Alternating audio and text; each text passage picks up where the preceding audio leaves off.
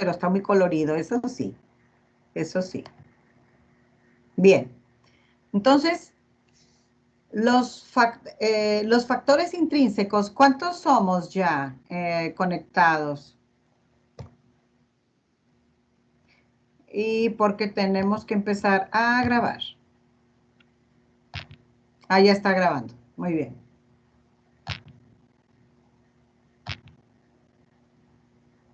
32, chicos.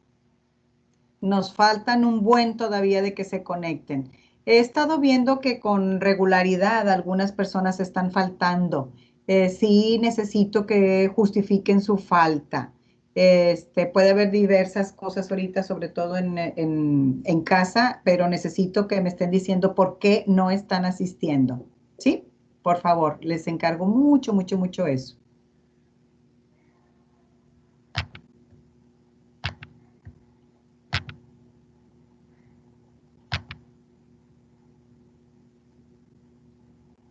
Bien.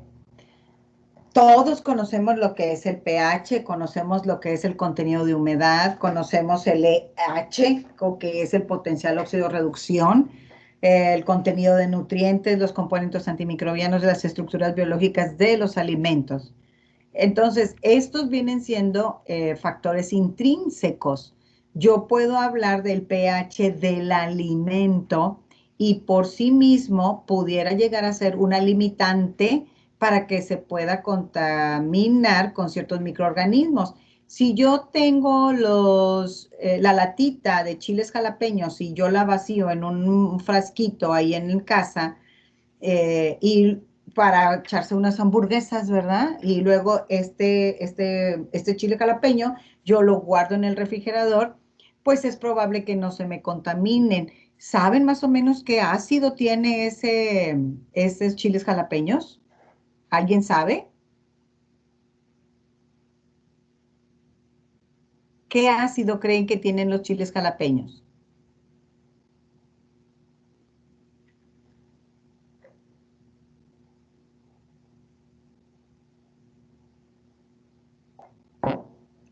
¿De dos? Un pH de 2, pero ¿qué ácido puede ser? ¿Con qué acidificaron? El ácido acético. Ácido acético puede ser al 2%, al 1%, al 3%. Y entonces este ácido acético ya forma parte de mi alimento, los chiles jalapeños encurtidos. Pero si yo tomo el puro la materia prima con la que fue hecha ese alimento, fue el chile jalapeño sin nada. Entonces, yo tendría que evaluar si me estoy refiriendo a un factor intrínseco del alimento que ya está listo para el consumidor, porque el puro chile jalapeño no tiene ese ácido y es muy probable que se pueda contaminar, sobre todo con hongos. No sé si les ha tocado ver los chiles de donde está el palito de donde se arranca del árbol, que tiene su nombre, pero no soy buena en botánica. A lo mejor alguien de ustedes sí sabe. Pero se llena de hongos esa parte de ahí, ¿verdad? Por la humedad relativa que hay en el ambiente. Aquí, entonces, el pH es un factor intrínseco del alimento, pero acuérdense que el alimento ya listo para consumir. O sea, yo puedo evaluar el pH de una lata de duraznos en almíbar, por ejemplo, pero va a ser muy diferente a que esté hablando del pH del durazno solo, sin tratar. Entonces, nos estamos refiriendo estos factores intrínsecos a el alimento ya listo para consumir, no a cada uno por separado de su materia prima. Sí, materia prima. Ok, entonces el pH es uno muy importante. Aquí el contenido de humedad está mal puesto, más bien es la actividad del agua, ¿eh? No es contenido de humedad, porque la humedad relativa es un factor extrínseco. La humedad relativa es un factor extrínseco y no quiero que se me vayan a confundir. Sin embargo, uno intrínseco es el AW. Entonces aquí debe de ir AW o actividad del agua o la disponibilidad del agua. Entonces, el AW es muy diferente a cómo se mide la humedad relativa, porque el AW es el interno, el del alimento. Lógicamente que entre más agua es más susceptible a contaminarse, a uno que está un alimento seco. ¿Sí? Entonces, el potencial oxidorreducción. O sea, nosotros sabemos, y ya lo vimos, cómo se pueden oxidar algunos lípidos, por ejemplo, pero algunas vitaminas también. Y hay alimentos que se oxidan fácilmente y hay alimentos que reducen el ambiente. Y hay unos reductores, y hay unos oxidantes. Y entonces eso ya hablar de como un factor intrínseco del alimento. Hay a los que se oxidan o se reducen. El contenido de nutrientes definitivamente sigue siendo un factor individual en cada alimento. Componentes antimicrobianos, hay algunos compuestos bien definidos, sobre todo en las especies, que la lisina y el eugenol y algunas proteínas o algunas moléculas específicas que de por sí ya son antimicrobianos y que se han utilizado para extraerlas y hacer aceites o hacer concentrados que se puedan utilizar de manera natural para eliminar microorganismos o evitar que se contagien que se contaminen, perdón. Acuérdense, entre contagio y contaminaciones son diferentes. El que se contagia, cuando hay un contagio, es en los seres vivos y lo demás se puede contaminar. ¿Sí? Las cosas se contaminan, no se contagian. Bien, y componentes alimentarios y las estructuras biológicas, que ya habíamos hablado, que por ejemplo se supone que un huevo, la cáscara pues le puede ayudar a que no, todos esos nutrientes que tiene, que no, si está intacta la cáscara, evita que se contamine. Acuérdense que aquí en esta estructura biológica va a depender mucho de de que en realidad esa estructura esté bien sellada. Si un plátano, si una nuez, lo que lleve cubierta o cáscara, que esté intacta. Si no, pues por ahí, y eso ocurriría también en una lata, ¿verdad? Pero aquí estamos hablando de estructura biológica. Una lata también está sellada, pero no es estructura biológica propia del alimento, porque eso ya sería limitación de atmósferas y ya nos vamos con factores extrínsecos.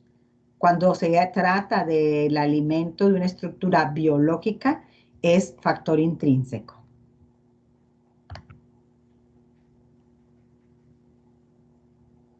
Bien, en esta gráfica podemos ver, chicos, cómo desde, por ejemplo, si nosotros vemos aquí todo hasta el 14, ¿no? Del pH desde 0 hasta 14, 10, 11, 12, 13, 14. Entonces, si ustedes se fijan, los que tienen mayor amplitud en general, que viene desde 0.5 pH hasta 11 de pH, en los que tienen mayor rango que abarcan, pues es el moho. Pero estamos hablando de un rango y estamos hablando de manera general en los mohos. Pero pudiera ser que alguno de manera específica, pues nada más va a encontrarse entre 4 y 10, por ejemplo. Entonces, de manera amplia, pueden crecer desde ambientes muy ácidos hasta ambientes muy alcalinos. Las levaduras, aunque pudiera llegar a acercarse a un ambiente alcalino, aquí estamos pasando de 7, nos vamos un poquito para el 8 y 8 y feria, y empieza desde 1.5, que es algo bastante ácido, pues pudiéramos encontrar las levaduras. ¿Por qué me interesaría conocer el factor intrínseco del alimento? Pues porque puede ser un factor que de por sí ya sea limitante para el crecimiento de microorganismos. Y por otro lado, tengo que ver cuáles son las condiciones bajo las que crecen los microorganismos, porque a lo mejor caben dentro de ese factor intrínseco. Bien, entonces, las levaduras, pues un poquito más limitantes, que los hongos, sin embargo, más Fíjense, casi todas las bacterias, bueno, poquitas se salen hasta acá, hasta el 9, y mire, Vibrio parhemolyticus extraordinariamente llega hasta 11, Vibrio parhemolyticus. Entonces, que ni las levaduras alcanzan eso, las levaduras más son de ácido, y estábamos hablando que tienen un comportamiento fermentativo, las levaduras. Son iniciadoras de fermentación, son anaeróbicas facultativas, y muy diferente a los hongos, y crecen en alimentos muy ácidos, ¿verdad? Las levaduras. Ahora, podemos, y no nada más, no nada más ácidos, sino también osmóticos, donde tiene altas concentraciones de azúcar. Y bueno, algunas bacterias como Aliciclobacillus, fíjense cómo va de un 2 a no llega ni a 6, ¿verdad? Que es un ambiente ácido en donde crece. Luego está la salmonela, donde tiene un rango desde 3 hasta 9,5, por ejemplo. Pues vemos que es de las bacterias que un rango más amplio, aunque Vibrio parhemolyticus se desfasa este mismo rango, porque este es como de 3 a 9,5 y este es de 5 a 11, pero desfasado hacia la derecha porque de preferencia son alcalinos, ¿eh? Estos son alcalinos. Bien, entonces tenemos Acetobacter, que crece a ácido, que incluso le da un sabor ácido a los alimentos cuando empieza a crecer dentro de uno, agriado, puede desarrollar un sabor de agriado el Acetobacter, y puede contaminar vinos, cervezas, por ejemplo, y van a agriar el alimento. Listeria monocytogenes, fíjense cómo va desde 4 grados hasta 9,5. O sea, también habría que tener cuidado con listeria cuando nos encontramos con alimentos alcalinos.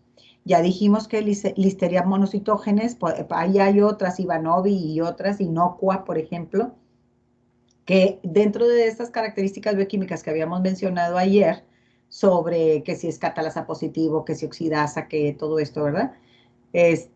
Vemos que entre especies son diferentes, y esta listeria crece en alimentos refrigerados. O sea, todavía en el congelador podría estar medio dormidilla, pero no la matan. Y en el refrigerador sí se puede reproducir. Bajando el tiempo generacional, perdón, aumentándolo en cuanto a minutos. Se tarda mucho más en duplicar una generación. Yersinia enterocolítica, fíjense cómo no llega hasta 9,5, como lo hace monocitógenes, pero fíjense cómo las bacterias las vamos a encontrar de preferencia alrededor del pH neutro, ¿se fijan? Entonces, poquito antes, poquito después, de manera general. Pero bueno, aquí tenemos una bacteria desfasada al ácido. Clostridium botulinum tiene bien marcado entre 4 y feria y 8,5.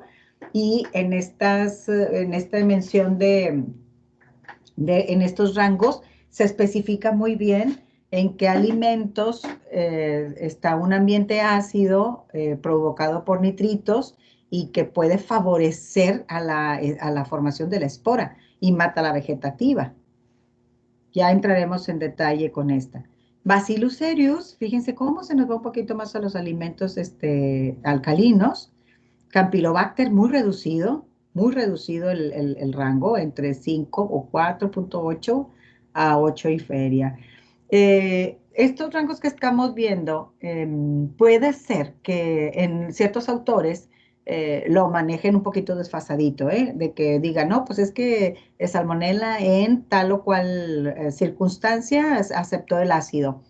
Por ejemplo, hablando de esto, es diferente si yo acidulo o acidifico mi alimento con un ácido o con otro. Si es posible que si utilizo un ácido, sí crezca la bacteria, y si uso otro, no crezca, aunque el pH sea el mismo, pero utilizar un ácido diferente.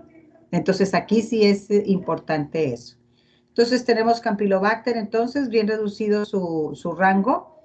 Shigella, pues un poquito también, no aguanta tanto como salmonela, ¿verdad? Que salmonela va desde alimentos muy ácidos y Shigella, pues bueno, al final de cuentas también un poquito dentro del rango alcalino. Nadie le gana a Vibrio para hemolíticos y Vibrio cólera aguanta pHs igualitos que los de Bacillus cereus, por ejemplo.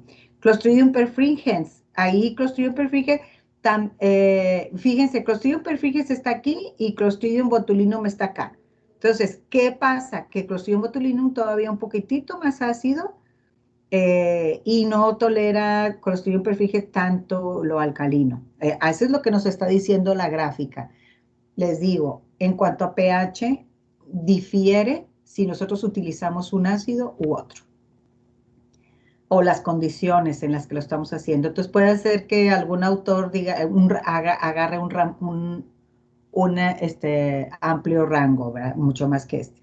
Entonces dice intervalos de pH aproximados que se permiten en la multiplicación de algunos microorganismos. Puede variar dependiendo del tipo de ácido o la sal conservadora. Las bacterias son más exigentes que los mohos, más exigentes en cuanto a las condiciones de pH, ¿eh? Quiere decir que si mi alimento es muy ácido o muy alcalino, pues ya me libro de las bacterias, porque son muy exigentes para eso. Y dice, las levaduras pueden tolerar hasta 3.5. Y aquí dice hasta 1.5, ¿verdad? En esta gráfica dice 1.5. Dice, exigentes que los mohos y las levaduras que pueden tolerar hasta 3.5. Las hortalizas tienen mayor pH que las frutas, por ejemplo.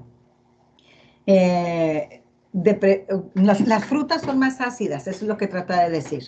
O sea, las frutas son más ácidas que las hortalizas. Y luego dice, dependiendo de la especie animal, el rigor mortis puede alcanzar pH de 5.1 hasta 6.2. ¿Por qué es importante esto?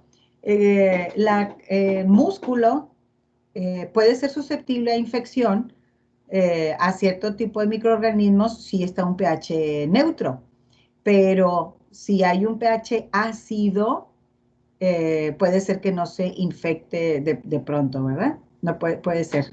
Una limitante de una carne que fue acidificada previamente. Pero luego vamos a ver la microbiología de la carne en especial y cómo ocurre ese rigor mortis.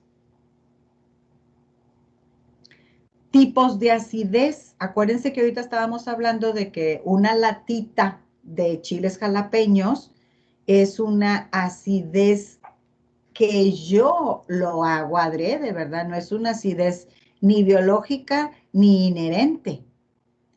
La acidez inherente es la del propio fruto o la propia materia prima.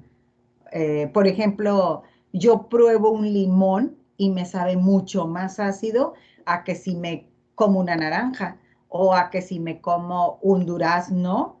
Y no nada más es la fruta, entre especies de frutas, o sea, el limón de árbol, el limón sin semilla, el limón, ¿verdad? Puede haber varias variedades del mismo fruto, que uno puede ser más ácido que lo otro, pero se llama acidez inherente, o sea, la propia del alimento. Más aparte, yo puedo acidificarlo más. Por ejemplo, si yo tengo manzanitas, entre especies puede variar, pero también la madurez. Nosotros podemos arrancar una manzana que todavía no la ha adquirido la madurez ideal para comerme, no es tan dulce y es más ácida. Y permite que no se multipliquen los microorganismos cuando está ácida, cuando está muy inmadura. Ya después de que ya está bien madura el alimento, es otro tipo de bacterias o hongos que pudieran llegar a crecer porque va variando el pH. En cuanto a pH, acuérdense que tenemos aparte la estructura biológica, aparte tenemos los nutrientes, otros factores. Entonces dijimos que se llama pH inherente el que lo tiene ya de por sí de manera natural. Hablamos de una acidez directa como la de los chiles jalapeños, en donde yo agrego el ácido y acidifico el alimento. La acidez directa es la que yo consigo cuando agrego el ácido, de manera directa. La acidez biológica, ¿cuál sería, chicos? ¿Cuál sería la acidez biológica? A ver, chicos, vamos a participar. A ver, vamos a ver. Natalia, ahí estamos, Natalia.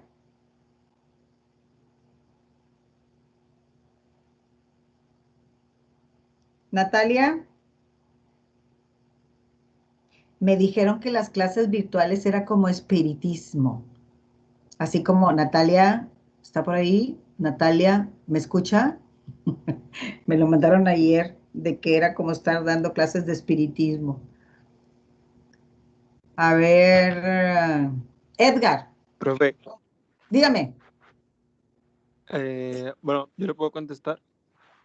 Sí, claro, claro, claro que sí. Bueno, yo creo que la acidez biológica se refiere a cuando la obtiene ya desde que está creciendo, ¿no? O sea, como usted comentaba con la manzana, que antes de estar madura es ácida para evitar los microorganismos. No, la, esa acidez que es de la que estamos hablando es la acidez inherente, es la acidez como propia del alimento, que puede variar entre una y otra, pero no se le llama biológica. A ver, ¿alguien más que pudiera opinar? De cualquier manera, gracias, Eduardo. Ahorita aclaramos ese punto para que quede muy bien. A ver, nos habíamos ido con Edgar. Edgar anda por ahí. No me hagan como que estoy hablando con los espíritus. Edgar.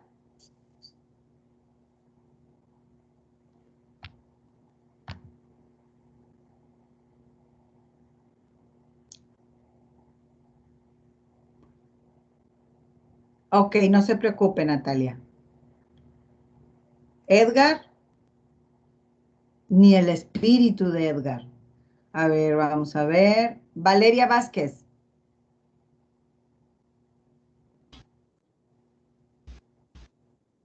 Yo le puedo dar algunas pistas, pero necesito que estén por ahí. Valeria, Profe, dígame. es que yo A ver, también pensaba que era como la acidez que ya viene con el alimento, o sea, como su sí, acidez normal, sí. pero pues usted dijo que no era eso. No, yo, pues los libros. Miren, la acidez inherente, así se le llama a la propia del alimento. Y la acidez biológica, si yo estoy hablando de una acidez directa, cuando yo agrego el ácido, sí sabemos que hay alimentos a las que yo les pongo ciertas levaduras o ciertas bacterias para acidificar el alimento y que me sepa más rico. Entonces ahí es donde hablamos de la acidez biológica, cuando utilizamos a los microorganismos para obtener el ácido.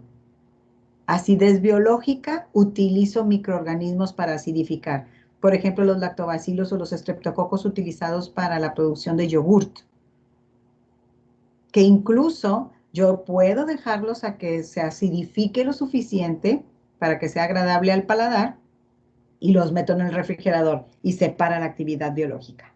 Entonces, estamos hablando de acidez biológica cuando utilizo los microorganismos para producir esa acidez. Y la acidez inherente es la que es propia de cada uno de los alimentos.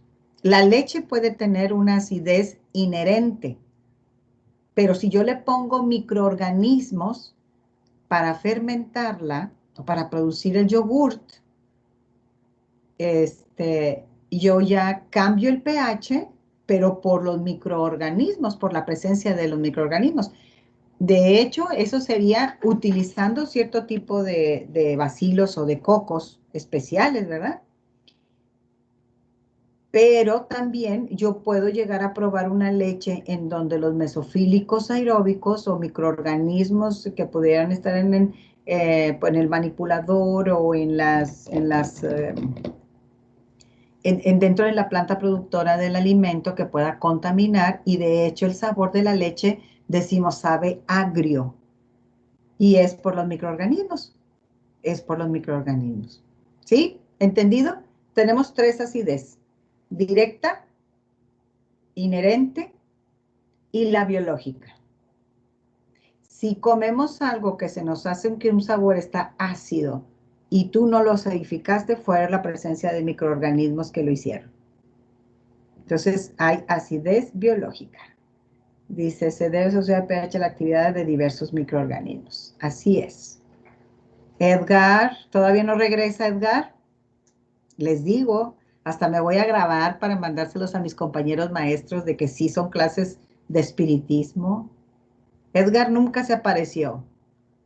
A ver, por favor, voy a tomar lista y quiero que me digan presente. Ahí voy.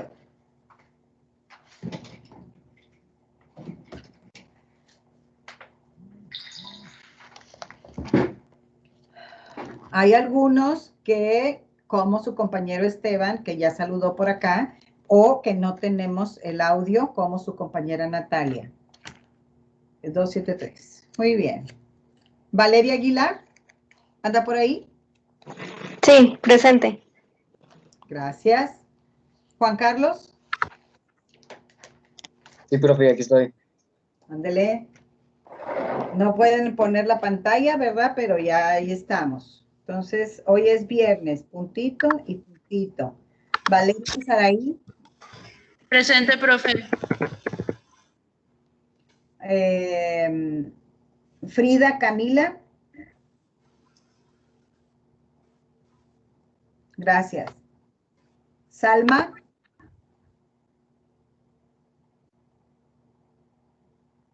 Salma, ¿andamos por ahí?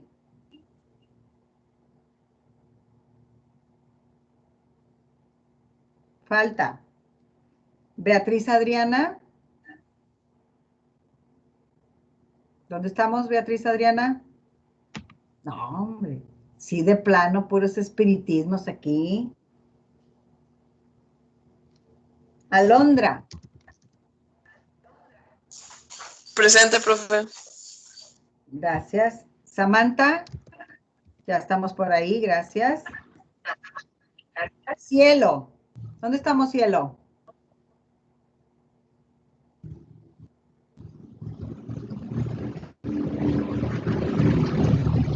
Calma.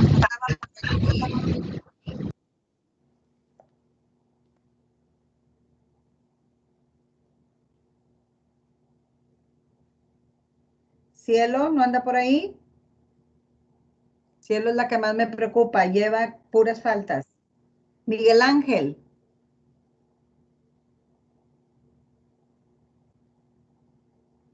Dimas.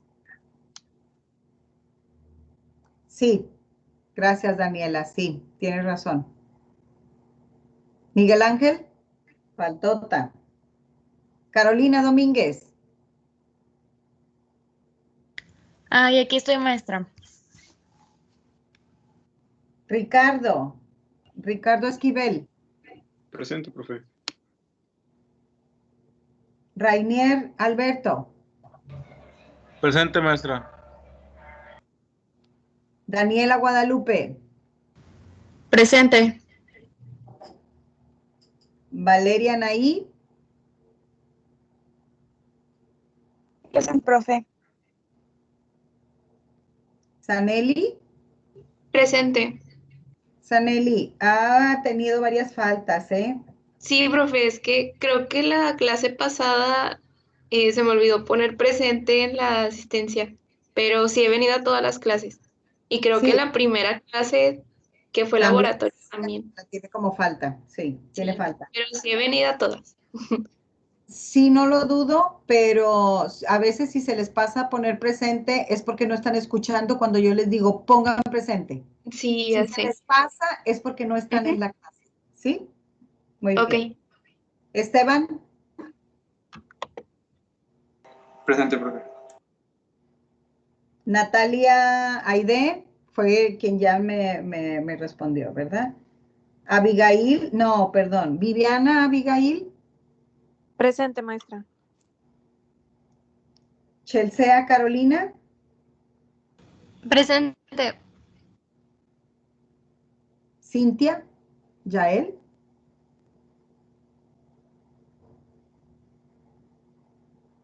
Cintia no anda por ahí. Presente, profe. Sí, aquí estoy Ah, presente. gracias. Tania, Tania Leticia. Presente, maestra. Brenda, Presente. Giomara, Presente. Vidal Ociel, Presente. Edgar. Es el espíritu, ¿verdad? Alma Guadalupe, Presente. Mauricio, Presente, profe. Ángel Valentín, Presente. Rodrigo Pérez, Presente, profe. Luis Gerardo,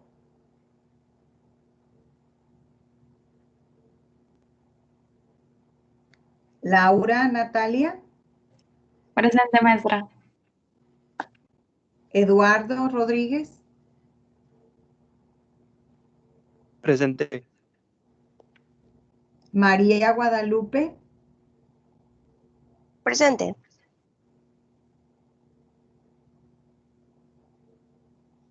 Claudia Ruiz, Presente. Luis Enrique, Presente. Valeria, Presente. Pablo Alberto. Presente. Muy bien. Muy bien, Dimas. Hay que estar más pendiente, porque sí es de los que no ponen asistencia.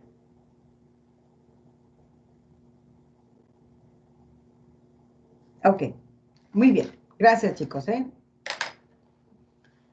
Continuamos. Entonces, ¿alguien me dice cómo se llama la acidez propia de los alimentos? Inherente. De acuerdo, muy bien.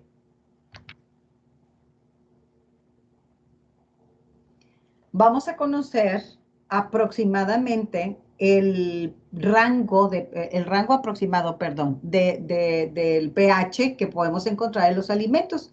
Y si se fijan, aquí están clasificados en productos lácteos, de carnes rojas, ¿verdad? Y pollo. Y tenemos a pescados y mariscos y bueno, qué microorganismos crecen en ciertos rangos. Aunque ya vimos ahorita una tabla, aquí vamos a ver, junto con nuestros alimentos, pues qué microorganismos pudieran encontrarse en estos. Entonces, la mantequilla, pues fíjense, 6.1, 6.4, o sea, ligeramente ácida, ligeramente. La masada, que viene siendo una mezcla previa, que es también fermentada, pues 4.5. Leche, pues casi igual que la mantequilla, ¿verdad? 6.3, 6.5. De manera regular, esperaríamos tenerla muy cercana a un pH neutro. Nata, 6.5. Quesos. Los quesos es dependiendo, ahí para que vean que es una acidez biológica. Bueno, no nada más acidez biológica.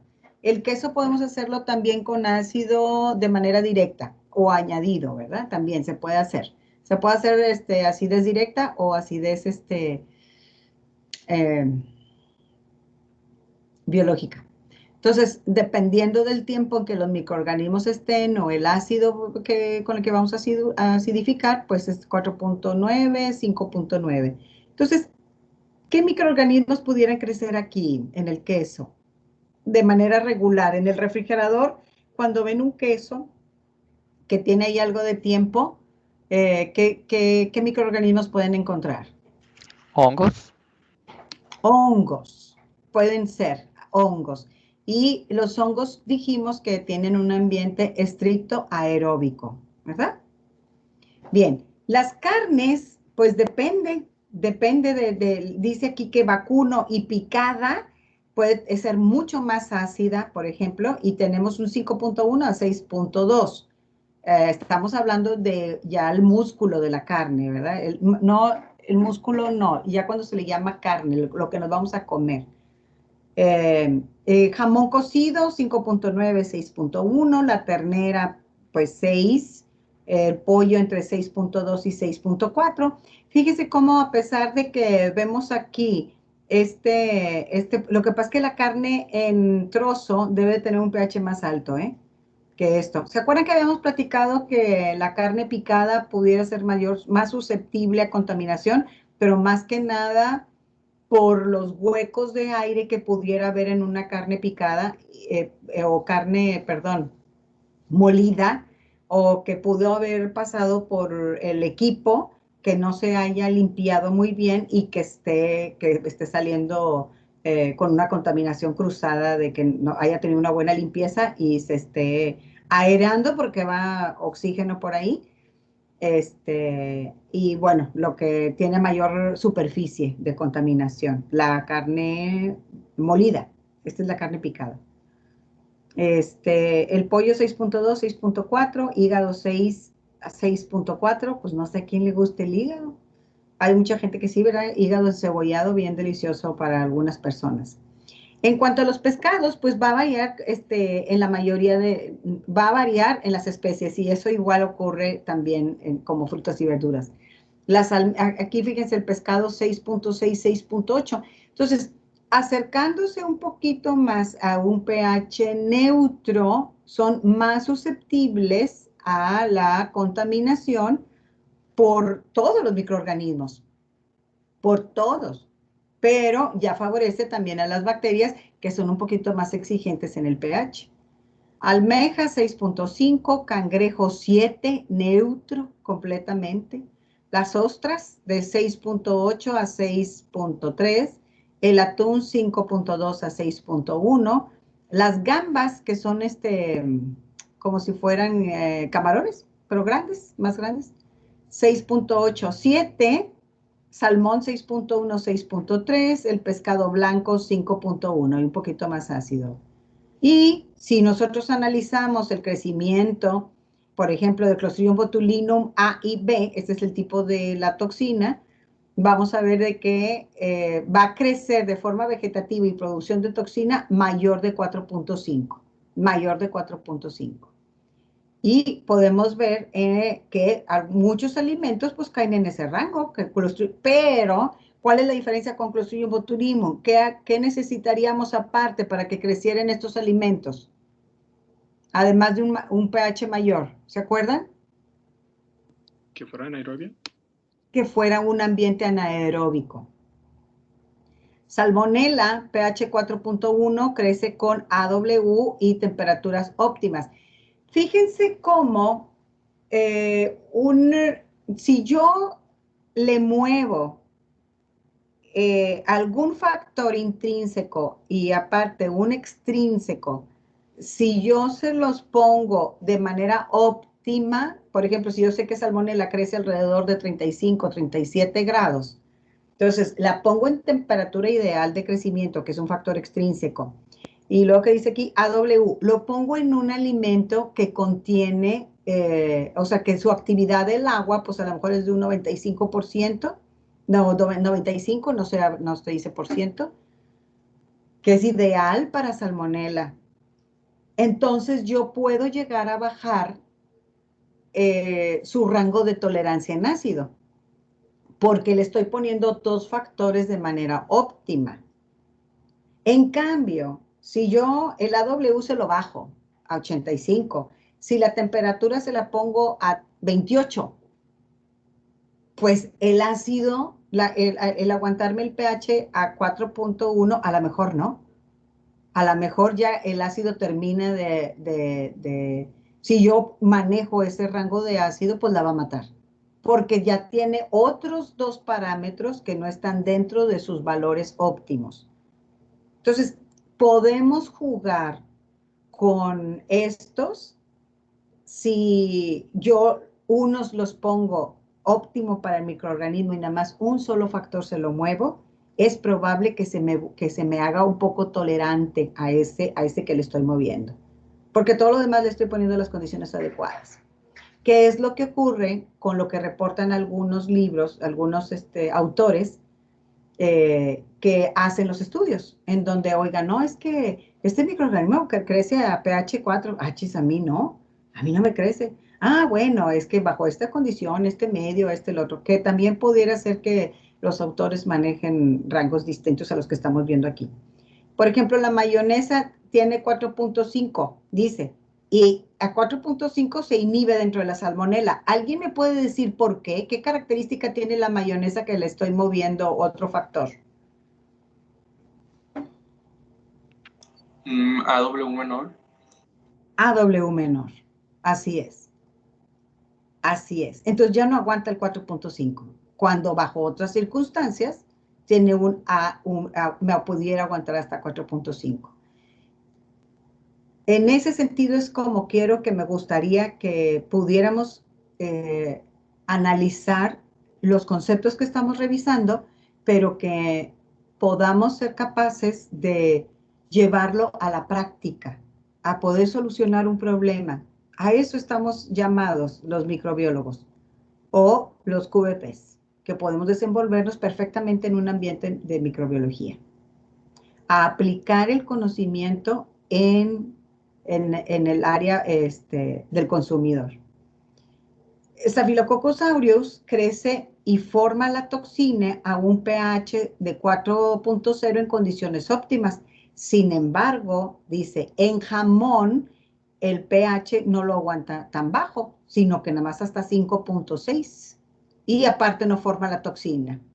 Entonces, ¿qué le cambiamos ahí? A ver, otra persona. Yo sé que usted siempre está colaborando, pero a ver, una damita que me diga por qué. Porque en jamón el Staphylococcus aureus no me aguanta pH 4.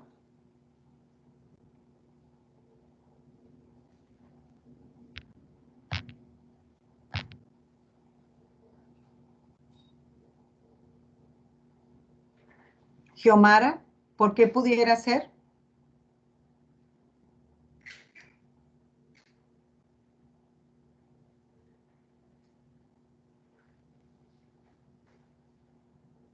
Brenda,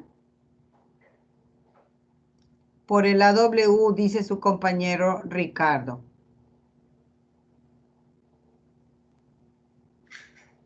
Muy bien. Entonces, Xiomara y Brenda no estaban ahí. No puede ser por el método de cocción o por el proceso que se le da al jamón. Sí, de hecho son las sales. Es el ahumado que de alguna manera tiene, y la cocción pudiera ser. Pero ya tal cual el alimento, en la cocción yo voy a matar microflora previa. Ahora sí yo ya tengo el jamón. ¿Cómo puedo hacer que estafilococos pueda crecer ahí? O sea, la acidez a la que voy a tener el jamón, que es de 5 puntos y feria, acuérdense, no es tan ácido un jamón, pero no puede crecer estafilococos hasta pH 4 como yo lo pudiera poner en condiciones óptimas. Es debido, la cocción es para eliminar este microbiota antes, es para eliminar otros microorganismos que los puedo matar. De hecho, también un jamón, si tiene estafilococos, si yo lo cocino o lo frío, porque me voy a preparar jamoncito con huevo, pues ahí mato estafilococos, ¿verdad? También. Pero en esas condiciones, antes de comerlo, es más bien por el AW bajo, producido por las sales, por los nitritos, así es. Gracias, Xiomara. Bueno, muy bien. Entonces aquí vamos viendo algunos pHs, pero fíjense que no repasamos esto y sí es bien importante esta. Fíjense la manzana, lógicamente que entre la Golden y la Red Delicious y todas las manzanas que a ustedes les gusta consumir, que dijimos que puede variar en la especie y puede variar en cuanto a la madurez. Entonces tenemos un 2.9 a 3.3, las naranjas desde un 3.6 a 4.6, Brócoli, fíjense cómo es un alimento casi neutro y que nos hace mucho bien, el comer brócoli a nosotros. Pero pudiera, no más que ¿por qué no se deteriora tan rápido el brócoli? ¿Alguien me pudiera decir? Lo tenemos en el refrigerador, igual que el brócoli, la coliflor.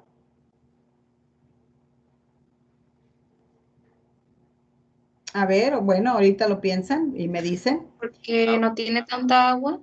Exacto, porque su AW es bajo. Su AW es bajo. No es de manera natural, ¿verdad? No porque yo le esté agregando algún soluto ni algún azúcar. Ni lo estoy cociendo tampoco, porque acuérdense que también se puede poner, ya ven que ahorita anda mucho de moda ya le voy a cortar ahí, porque ya es bien tarde, las frituras estas de plátano seco, también puedo el AW bajarlo secando el alimento, eliminando la cantidad de agua. Lechuga, 6, esta sí se nos echa a perder luego. Patatas, 5.3 a 5.6. Tomates de 4.2 a, no alcanzo a ver. Limas 1.8 2.0, melones a 4.3. Melones de 6.3 a 6.7, se echa a perder muy fácil el melón. Higos 4.6, ¿verdad? Como rangos, pero acuérdense que puede variar en especies y puede variar en madurez del alimento. Chicos, ahí lo dejamos. Recuerden que ver la literatura para la infografía. Digo, no, ¿qué me van a hacer ustedes? Un mapa conceptual. Entonces, estas diapositivas las voy a subir ahorita, se las voy a dar para que vayamos analizándola. Esta presentación, acuérdense que va en PowerPoint y luego trae un link que es el que estoy utilizando para darles la clase. Pero viene exactamente la misma información en el PowerPoint y en la primera página viene el link. Pueden verla de esta manera, esta presentación. ¿Para qué? Para ir haciendo ese mapa conceptual, que se tiene que entregar la próxima semana. Y sin alejarnos mucho, la otra semana, porque va a ser la cuarta, la que viene es la cuarta semana. Y la quinta semana entregamos el PPA 1, que eso sí me interesaría mucho que entraran aquí. De hecho, ahorita les voy a subir en el equipo archivos. Ay, no, estamos en otro, no. Todos los equipos. Somos 273, ¿verdad? 273. Vamos a meter en archivos. En esta ocasión les voy a pasar la presentación para que puedan ustedes elaborar la tarea para la próxima semana. Es una tarea creo que es en equipo. A ver, aquí debe venir la guía instruccional. Creo que sí la vimos la vez pasada, ¿no? La guía instruccional. ¿Sí la vimos, chicos? ¿Alguien que me recuerde?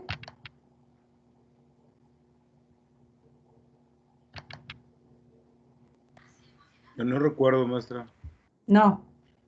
Bueno, léanla muy bien. El fin de semana. Si tienen una duda, me dicen. Cuando menos ahí va a estar ya la presentación. Pero es lo único que necesitan para hacer ese mapa conceptual, donde vamos a ver los factores intrínsecos, los extrínsecos, qué microorganismos y qué alimentos se pueden llevar. Quiero un mapa conceptual que esté en una sola imagen, con todo lo que viene la información de esta presentación que les estoy dando, que manejen muy bien los vínculos, de que de aquí a aquí, tipos de alimentos, qué, y luego después los más. Pueden hacerlo tipo mental, o sea, en cuanto a que pueden ser imágenes, pueden usar imágenes, pueden usar puro texto también. Entonces, no he puesto la tarea porque acuérdense que no teníamos Nexus, y en Nexus es donde siempre delimito las fechas, y tienen fechas antiguas porque se vinieron registrando del maestro Arturo del año pasado, entonces no está muy actualizado en algunas cosas en donde me tienen que subir la tarea. Entonces, les voy a dar para el martes de la próxima semana hacer la tarea. Tienen el fin de semana, lunes y martes. Si tienen una duda, me hablan. Yo no los estoy poniendo a investigar. Ya les estoy dando la información para que no batallen. Claro, me encantaría que pudieran investigar por fuera más cosas para que hagan eso. ¿Dónde voy a encontrar la guía instruccional, maestra? Aquí. Ahí está. Sí estoy compartiendo pantalla, ¿verdad? Sí, profe. Sí, maestra. Ok. La primerititita es reto 1. Ay, ahorita batallé mucho para que se me abriera. Tengo muy lento esta presentación. Pero ahí viene los datos que quiero que lleve, cómo se hace. Creo que no está en manera colaborativa, creo que está individual, pero la vamos a hacer colaborativa. Va a ser en equipo. Todavía no dejamos de grabar, ¿verdad? Fíjense, en equipo, pero la mandamos de manera individual. Todos tienen que subir la tarea. Para todos los que ahorita no están escuchando y que lo van a ver más tarde, todos tienen que involucrarse en el equipo. Algo vimos, porque me acuerdo que les dije a ustedes que si alguien no trabaja, pues no lo pongan, ¿verdad? No lo pongan. Y subimos cada quien nuestra tarea. Maestra, es que yo sí colaboré, de hecho yo les dije cómo hacerlo y estaba bien padre y no sé qué, y no sé qué. Pero si no subió la tarea es un 0. Entonces, por favor, pónganse los pilas todos y disfruten el fin de semana, ya son las 3 de la tarde, ya se tienen que ir a otra materia y yo también, ¿verdad? Chicos, ¿alguna duda? Siempre acuérdense que estoy disponible por el WhatsApp. ¿Bien? Hasta luego. No se me vayan a ir sin haber puesto... Ah, no, pues ya tomé lista, no se preocupen. Saludos a todos.